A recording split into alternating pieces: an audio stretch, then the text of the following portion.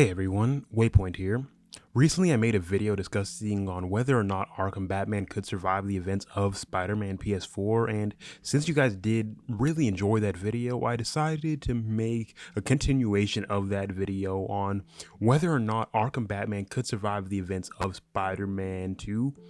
and just give you my thoughts and opinions on exactly how that would go on. I will eventually end up making an entire video on could he survive the entire universe, so I will be needing to make a video on could he survive the Miles Morales game too fairly quickly, but I hope you guys do actively enjoy this kind of content in this specific video. So please give me some actual other ideas down in the comment section below. But with all of that said, let's get into the actual explanation of this. As I always say in the rest of my videos, this will be more of a gauntlets type of video instead of a storyline based video. So there's not going to be any of me explaining on how he really gets into the universe and explaining all of these story aspects. It'll be him facing each and every individual villain that I decide for him to fight and just going off of that version.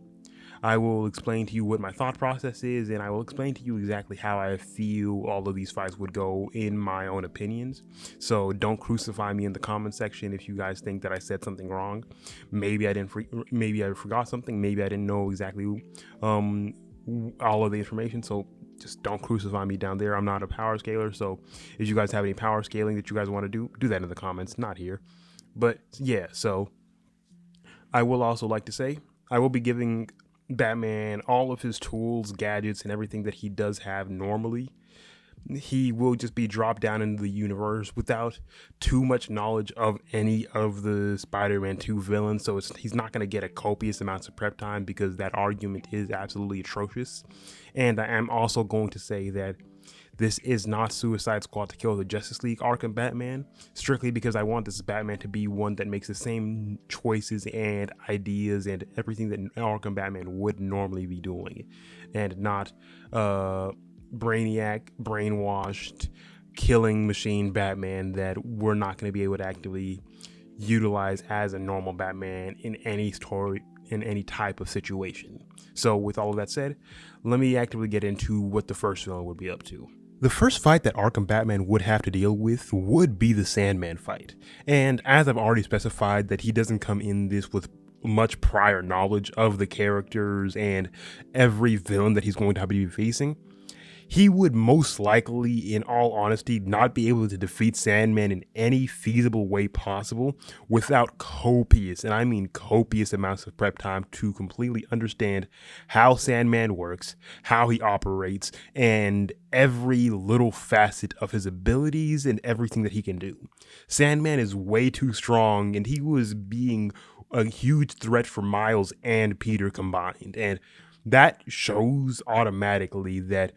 the strength that he has is comparable to, honestly, probably one of the strongest characters in the Insomniac universe entirely. So Arkham Batman, while yes, being able to do so much stuff, and we've seen him have his fight with something like Clayface, but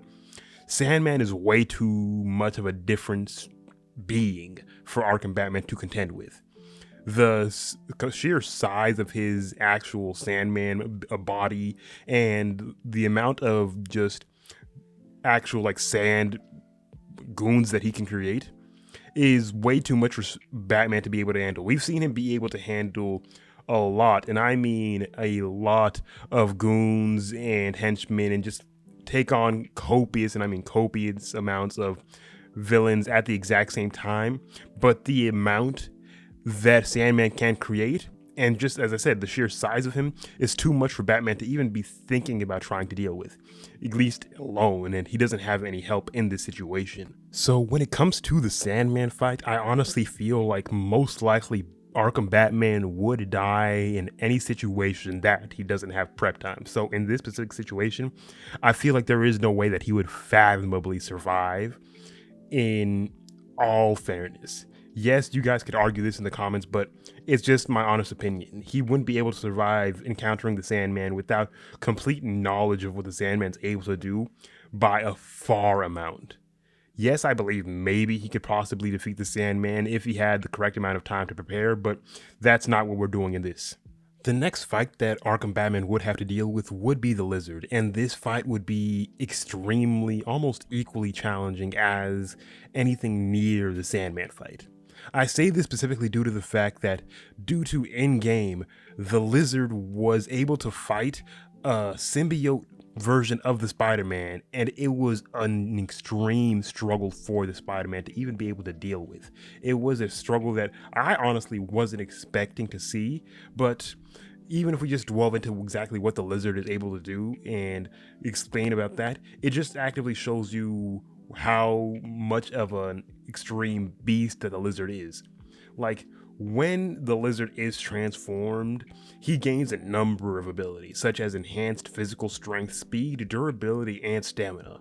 Most of his notable powers include his accelerated healing, which not only allows him to heal his amputated limbs, but also regenerates his tail when it's removed. The Lizard's senses have also been extremely heightened, allowing him to hear, see, smell, taste, and touch better than the normal person we even may be able to think about. And he's able to emit a high-frequency sonic roar, powerful enough to actively weaken the symbiote. That really just shows you how strong of a character that he is, and as I've already stated, he was able to go toe-to-toe with the symbiote Spider-Man without very big of a problem. But, however, he also does have a few notable weaknesses, primarily being his lack of a higher thinking, as when he goes into his lizard form, he loses the ability to speak and reacts only to animal instinct. Therefore, when he was fighting Spider-Man, he did not utilize his sonic roar often, despite it weakening Peter and while he was wearing his black suit. So we could at least say that for a fact, the Lizard would be a very, very high challenge for Arkham Batman, due to the fact that, one, I honestly just know that and believe that his strength far surpasses anything that Arkham Batman has seen in his own verse. And way different thing, the fact that none of Arkham Batman's actual utility and gadgets, I don't know exactly how many of them would actively be even able to do anything to the Lizard. Yes, maybe we could use like some of his concussion grenades to be able to actively disorient the Lizard and possibly actively have a situation where he's able to use his freeze blast to hold the Lizard down, use the grappling hook to kind of just like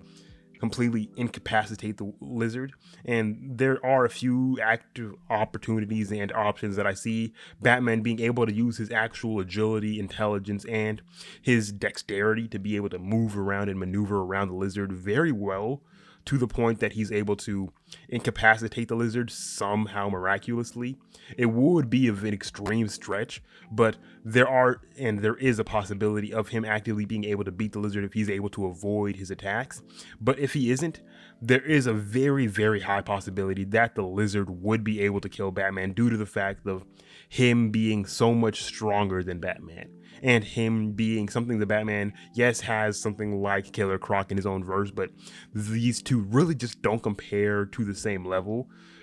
on any circumstance because of how strong the Lizard is compared to someone like Killer Croc. So when it comes to whether he would survive or not,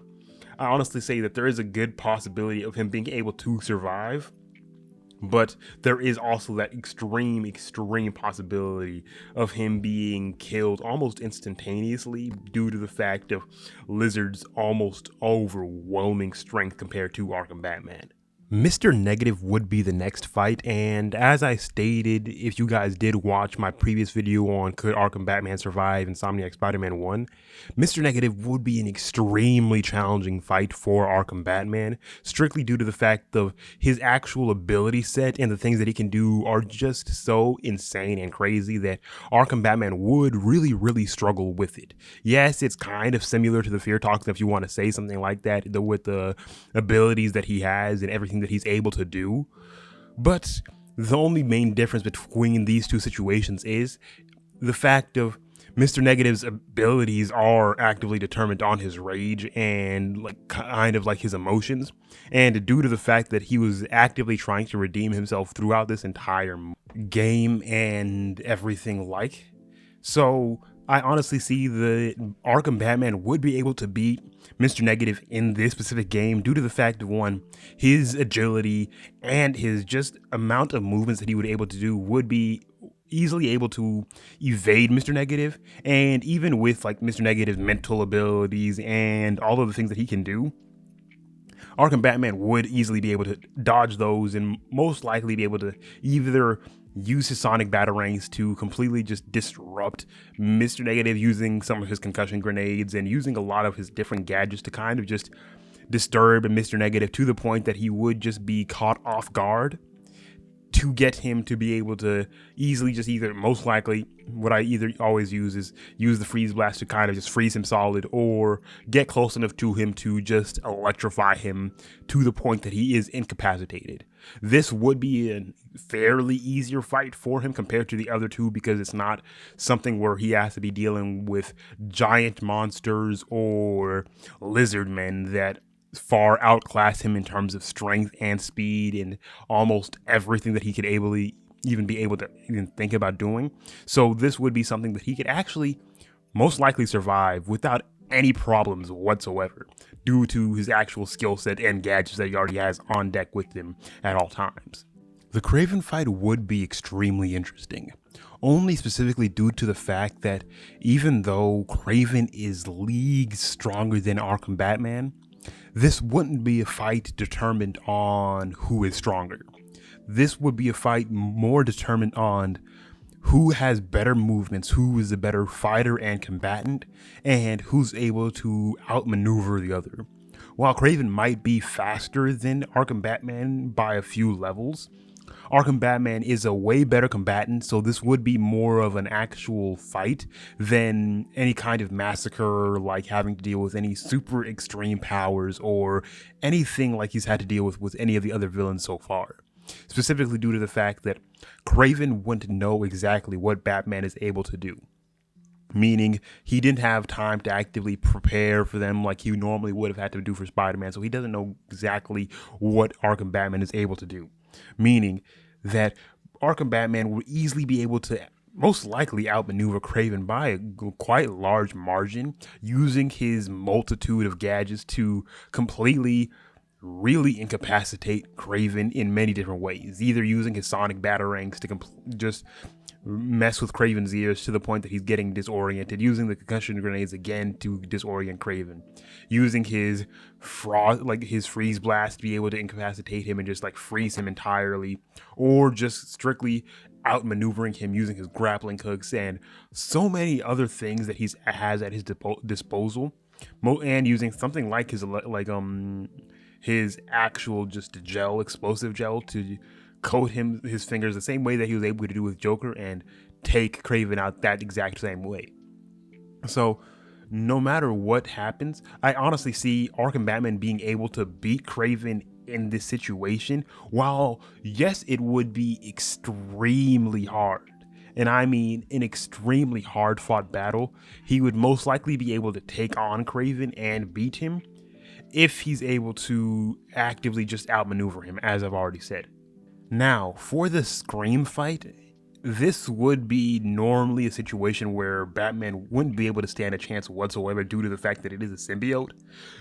But due to the fact that in his arsenal he has sonic devices, and he would most likely use them fairly quickly, even if it's just by pure accident, him just trying to test out whatever is working and evading the symbiote as fast as he can, he would most likely eventually figure out that they are weak to sound, so he would just start spamming his sonic devices and finding anything that can actively emit that sonic frequency to actively really, and I mean devastatingly, beat Scream using those devices. Because once he figures out, oh yeah, they're weak to sound, he would be able to easily outmaneuver them, use almost anything at his disposal to create some sound waves to be able to bounce off to them, and just be able to incapacitate them using almost any method that he has with absolute ease, and just take that situation right off the board without having to deal with too much of a very big challenge. If he wasn't able to figure that out, that obviously is a different story, because there is not really a big possibility of him being able to take down a symbiote, but I honestly believe that he would most likely be able to figure out fairly quickly about the sonic devices, even without the prep time of knowing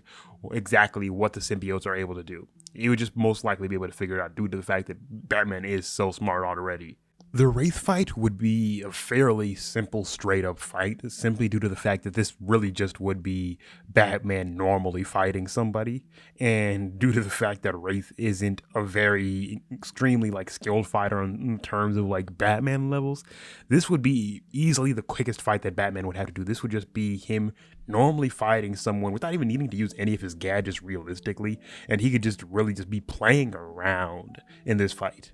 This fight would be done so quickly due to the fact that, one, as I said, he's just normally fighting. He doesn't have to worry about any outlandish maneuvers or outlandish super strength and ability, so he's just able to easily focus on this. So this match would be done almost as soon as it would begin. The Mysterio fight would be a rather complicated situation. While Mysterio obviously isn't a very big threat in terms of strength to Batman, the illusions would cause a couple problems, but this could honestly be very similar into something along the lines of fear toxin or almost a few other things that Batman has encountered in his time. This would be a very, albeit irritating fight for Batman due to all of the illusions and all of the just mind games that Mysterio would be playing, but due to the fact that I think that Batman is quite a bit stronger and smarter than Mysterio in every singular facet,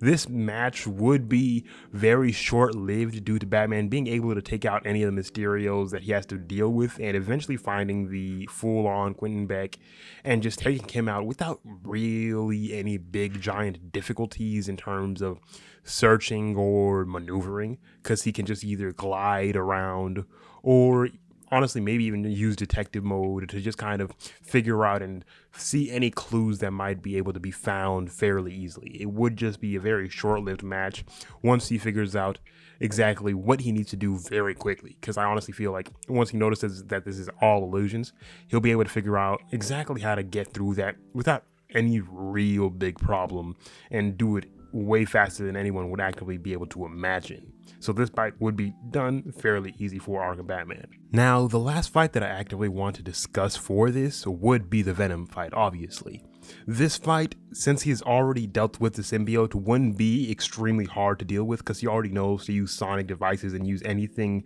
sound related to make this fight a very much easier situation for him to win. So he would be able to